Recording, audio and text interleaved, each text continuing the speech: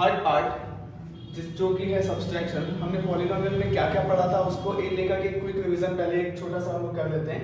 मैंने बताया था कि कोई भी एक ऐसा इक्वेशन जो इस फॉर्मेट में होगा वो आपका पॉलिनोमियल कहलाएगा, बट कंडीशन इसमें ये है कि x की पावर में जो भी नंबर होगा वो एक कंप्लीट नंबर होना चाहिए, जैसे कि 1 2 3 4 5 6, उसमें रूट में या फिर पॉइंट में या फिर अपॉन में ऐसा नंबर उसके पावर में नहीं होना चाहिए। जैसे कि एक एग्जांपल के थ्रू मैं आपको समझा रहा हूँ, 3x का स्क्वायर प्लस 2x प्लस 3 ये एक पॉलिनोमियल है, बट 4/3 x की पावर में 1/2 प्लस 3x प्लस 2 ये एक पॉलिनोमियल नहीं है, क्योंकि इसके पावर में यहाँ पे पावर में क्योंकि ये अनकम्प्लीट नंबर है, कंप्लीट नंबर नहीं है इसलिए। तो इसके बाद हमने पॉलिनोमियल के कुछ ये बेसिक चीजें समझने के बाद मैंने पॉलिनोमियल्स को के पॉलिनोमियल को चार पार्ट में डिवाइड किया। उसमें से फर्स्ट पार्ट जो था आपका था वो है एडिशन, जिसको हमने हमारे वीडियो के सेकंड पार्ट में कंप्लीट कर लिया। उसके बाद हम पढ़ रहे थे इसका सब्सट्रैक्शन, उसके बाद हम पढ़ रहे थे इसमें मल्टीप्लिकेशन, और जो फोर्थ पार्ट हमारा था वो था हमारा डिवीजन। तो हम बेसिकली जो प्रीवियस जो हमारे वीडियो थे उसमें हमने एडिशन को कवर कर लिया है और सब्सट्रैक्शन को कवर कर लिया है। इसके बाद हमारा जो वीडियो का जो थर्ड पार्ट है वो थर्ड पार्ट में हम आज पढ़ेंगे इसका मल्टीप्लिकेशन। हम इसमें क्या करेंगे, हम इसमें करेंगे कुछ ऐसा कि हम पॉलिनोमियल्स के मल्टीप्लिकेशन पार्ट को कवर करेंगे, जो कि इस टॉपिक का थर्ड टॉपिक है। मल्टीप्लिकेशन में हम करेंगे क्या, मैं वो आपको एक बेसिक डिटेल के थ्रू समझा रहा हूँ। देखिए हम क्या करेंगे, दो छोटे छोटे पॉलिनोमियल्स और दो छोटे छोटे पॉलिनोमियल्स और दो बड़े बड़े पॉलिनोमियल्स को आपस में मल्टीप्लाई करके दो क्वेश्चंस के थ्रू मैं आपको इस पूरे मल्टीप्लिकेशन को समझाने की कोशिश करूंगा। इसमें हम सबसे पहले जो स्टार्ट करते हैं, मल्टीप्लिकेशन स्टार्ट करने से पहले मैं आपको इसका कुछ एक बेसिक सा फॉर्मूला जो है वो मैं आपको कंप्लीट बता देना चाहता हूँ पहले। जैसे कि इसका एक बेसिक फॉर्मूला ये हो सकता है कि मान लो अगर हम दो छोटे छोटे पॉलिनोमियल्स का मल्टीप्लाई कर रहे हैं, उसके लिए हम a plus B c plus D कुछ इस बेसिक फॉर्मूले का यूज करेंगे। इसमें हम लोग करेंगे कुछ ऐसा कि इस a का मल्टीप्लाई पहले a को लिखेंगे और फिर से c प्लस डी को लिखेंगे, उसके बाद फिर ये प्लस b है तो प्लस b यहाँ पे लिखेंगे और c प्लस डी आगे के डिजिट को एज इट इज लिखेंगे। ये अगर माइनस b होता तो यहाँ पे हम माइनस b यूज करते हैं, ओके। उसके बाद ये एक है तो a का मल्टीप्लाई c के साथ, a का मल्टीप्लाई d के साथ, फिर b का मल्टीप्लाई c के साथ और b का मल्टीप्लाई d के साथ करेंगे। जैसे कि a into C plus a into D plus b into C plus b into D. देखिए यहाँ पे कोई एक नंबर सुनना होगा कि यहाँ पे a b c d के फॉर्मेट में है, जिसकी कोई एकदम स्पेसिफिक वैल्यू नहीं होने के कारण से हम इसको यहीं तक लिख करके इसको छोड़ देंगे। बट आगे अगर हम लोग इसका मल्टीप्लिकेशन अगर देखें तो इसका मल्टीप्लिकेशन अगर मैं क्वेश्चन के थ्रू समझाऊंगा, जैसे मान लो अगर यहाँ पे कोई नंबर होता तो नंबर का मल्टीप्लाई होकर के वापस में ऐड होकर के जो भी वैल्यू आता उसका फाइनल वैल्यू होता। एक क्वेश्चन अगर देखो 4x प्लस 3 और 6x माइनस 9, ये क्वेश्चन आपको दिया हुआ है, बोल रहा है इसका कि आप इसको मल्टीप्लाई करिए। तो ऐसे कंडीशन में आप क्या करेंगे, सबसे पहले दोनों को कुछ इसी फॉर्मेट में ब्रैकेट के रूप में इस टाइप से आप इसको नोट करोगे। उसके बाद जैसे इसमें हमने यूज किया था फॉर्मूला, फर्स्ट वाले को लिखेंगे और आगे के दोनों ब्रैकेट को नोट करेंगे, साथ ही साथ प्लस 3 लिखेंगे और आगे के पूरे ब्रैकेट को नोट करेंगे। उसके बाद इसका मल्टीप्लाई इसके साथ, इसका मल्टीप्लाई इसके साथ, इसका मल्टीप्लाई इसके साथ, इसका मल्टीप्लाई इसके साथ। इसके बाद बेसिकली जैसे लिखे थे वैसे लिख लेते हैं। फिर यह है plus 4x minus into minus 9, फिर plus 3 into 6x plus 3 into minus 9। अब आप देखेंगे नंबर का नंबर के साथ मल्टीप्लाई होकर के हो गया 24, x और x का मल्टीप्लाई होकर के हो जाएगा x स्क्वायर। इसमें फिर से एक और बेसिक फॉर्मूला मैं आपको लिखवाना चाहता हूँ। जब कभी भी बेस सेम होगा और पावर में कुछ भी रहे तो ऐसे कंडीशन में पावर आपस में क्या होते हैं, आपस में ऐड हो जाते हैं। ये फॉर्मूला सभी जितने भी मल्टीप्लिकेशन है जिसमें हम लोग x का या और अदर टर्म्स का यूज करेंगे या मल्टीप्लाई करेंगे, उसमें हम ये बेसिक फॉर्मूला यूज करेंगे। आपको इसको अच्छे से याद रखना है। तो फिर आइए क्वेश्चन पे। इस पे क्या होगा, इस पे इन दोनों का मल्टीप्लाई होगा, यहाँ पे 1 था, यहाँ पे 1 था, ये 1 1 मिलकर के यहाँ पे हो गया 2। उसके बाद अब देखिए प्लस और माइनस का मल्टीप्लाई करेंगे तो आएगा माइनस, 9 और 4 का मल्टीप्लाई करेंगे तो आएगा 36 और x बस इसलिए x। यहाँ पे देखिए ये आया 18x, यहाँ पे प्लस माइनस माइनस 27।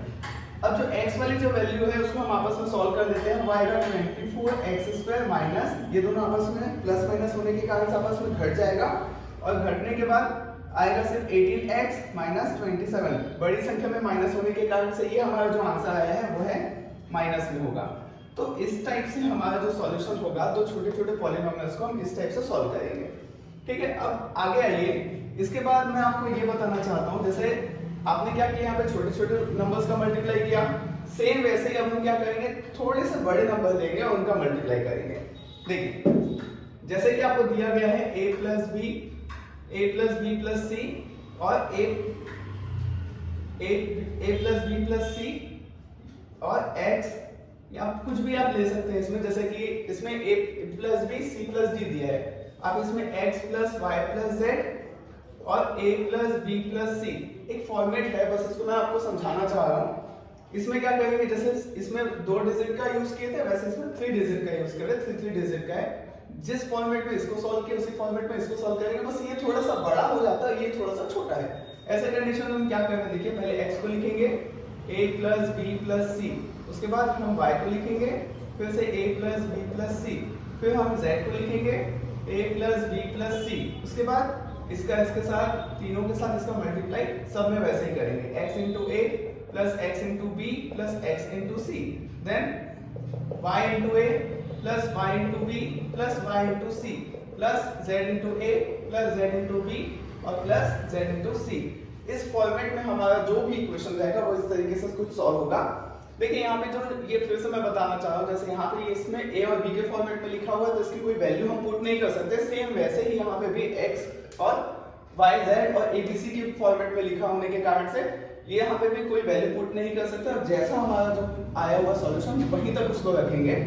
अब फिर से इसको एक क्वेश्चन के थ्रू हम इसको समझने की कोशिश करते हैं। मान लो दो बड़े पॉलिनोमियल्स हैं, जैसे कि मैं शुरू से बात करते आ रहा हूँ कि मैं एक छोटा पॉलिनोमियल और एक बड़ा पॉलिनोमियल का मल्टीप्लिकेशन करके आपके मल्टीप्लिकेशन के डाउट को क्लियर करूंगा। ठीक वैसे ही अब मैं ले रहा हूँ यहाँ पे 3x का स्क्वायर प्लस 2x माइनस 9 और माइनस 3x का square plus 4x plus minus 3, इन दोनों का मल्टीप्लाई करना है, ऐसा आपको क्वेश्चन दिया गया है। इस क्वेश्चन के हिसाब से फिर से हमने क्या किया, सॉल्यूशन स्टार्ट किया और जिस फॉर्मेट में उसको हम लिखते थे उसी फॉर्मेट में इसको बनाना स्टार्ट कर देते हैं, डॉट लगा करके कुछ इस टाइप से। इसके बाद फर्स्ट डिजिट को लिखेंगे, ये पूरे को लिखेंगे, सेकंड को लिखेंगे, फिर पूरे को लिखेंगे, थर्ड को लिखेंगे, फिर से पूरे को लिखेंगे। इसी फॉर्मेट में उसको अरेंज करते हैं, 3x का स्क्वायर माइनस 3x का स्क्वायर प्लस 4x माइनस 3 और प्लस 2x माइनस 3x का स्क्वायर प्लस 4x माइनस 3 और माइनस 9 माइनस 3x का square plus 4x minus 3। Line से मैंने उसको अरेंज कर दिया। अब इसके बाद हर एक का मल्टीप्लाई करेंगे, 3x का स्क्वायर इंटू माइनस 3x का स्क्वायर प्लस, फिर इसको और यहाँ पे इन दोनों को 3x का स्क्वायर प्लस इंटू 4x, फिर से ये दोनों हो गया। अब इन दोनों को प्लस 3x का स्क्वायर इंटू माइनस 3, हमारा फर्स्ट जो ब्रैकेट था वो खत्म हो गया। अब सेकंड पे आते हैं, यहाँ पे प्लस 2x उसका मल्टीप्लाई होगा माइनस 3x स्क्वायर के साथ, उसके बाद फिर से प्लस 2x उसका मल्टीप्लाई होगा 4x के साथ, फिर से प्लस 2x उसका मल्टीप्लाई होगा माइनस 3 के साथ, फिर से सेकंड ब्रैकेट भी हमारा खत्म हो गया।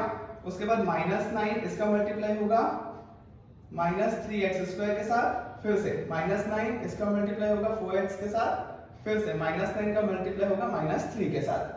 तो इस तरीके से हम इसको पूरा अरेंज कर देंगे। अब देखो ये इतने में नहीं रुकेगा, हमारा जो फॉर्मूला भले था कि वो वहीं तक रुक गया था, लेकिन अब ये इतने में नहीं रुकेगा, इसके आगे और भी मल्टीप्लिकेशन होंगे। वो कैसे होंगे, देखो बेसिकली दो का पेयर इसमें बन चुका है, उन्हीं दोनों का हमें क्या करना है, मल्टीप्लाई करना है।